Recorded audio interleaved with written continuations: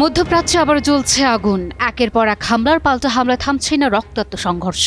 এবার যুদ্ধের ময়দানে নতুন নাম হিজবুল্লাহ। ইসরায়েলের বিরুদ্ধে একের পর হামলা চালাচ্ছে সাহসী এই সংগঠন। এদিকে ইসরায়েল ও হিজবুল্লাহকে কেন্দ্র করে আঘাত হানছে, তবে কোনোভাবেই ইসরায়েলের কাছে মাথা নোয়াবে না তারা। হিজবুল্লাহ বলছে মাত্র 60 মিনিটেই মাটির সঙ্গে মিশে যাবে ইসরায়েলের নিরাপত্তা।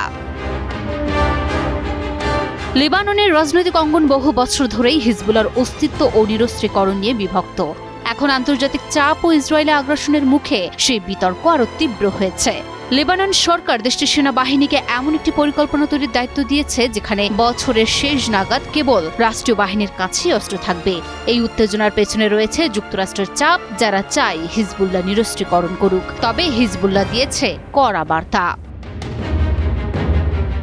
এ নিয়ে হিজবুল্লাহ নেতা নাইম কাশেম হুঁশিয়ারি দিয়ে বলেন, গত 8 মাস ধরে ইসরায়েল যেভাবে নিজেদের নিরাপত্তা নিশ্চিত করে এসেছে, সেই নিরাপত্তা মাত্র 1 ঘন্টার মধ্যেই ক্ষেপণাস্ত্রের আঘাতে ধ্বংস হয়ে যেতে পারে। নাইম কাশেমের এই বক্তব্য শুধু ইসরায়েলেরই নয়, পুরো বিশ্বের জন্য একটি সতর্ক সংকেত। কারণ এর মাধ্যমে তিনি হিজবুল্লাহর প্রস্তুতি ও পরিকল্পনা কতটা শক্তিশালী তা বুঝিয়েছেন।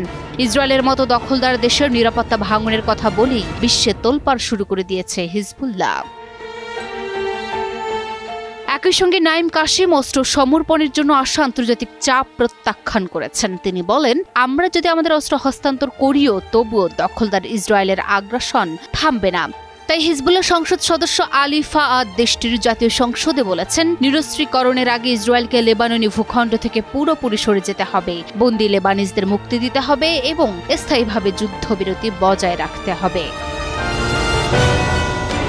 হিজবুল্লাহ দীর্ঘদিন ধরে অঞ্চলটিতে একটি শক্তিশালী সামরিক সংগঠন হিসেবে নিজেদের প্রতিষ্ঠিত করেছে। ইসরায়েলের সাথে সংঘাতে হিজবুল্লাহ গত বছরের যুদ্ধে অনেক নেতা হারিয়েছে, হাজার হাজার যোদ্ধা ও লেবানিজ বেসামরিক নাগরিক নিহত হয়েছে এবং শিয়া সম্প্রদায় সহ বহু মানুষ বাস্তুচ্যুত হয়েছে। এবার হিজবুল্লাহ কিভাবে ইসরায়েলের এই চ্যালেঞ্জ মোকাবিলা করবে তা এখন দেখার বিষয়। Desk report, news 24।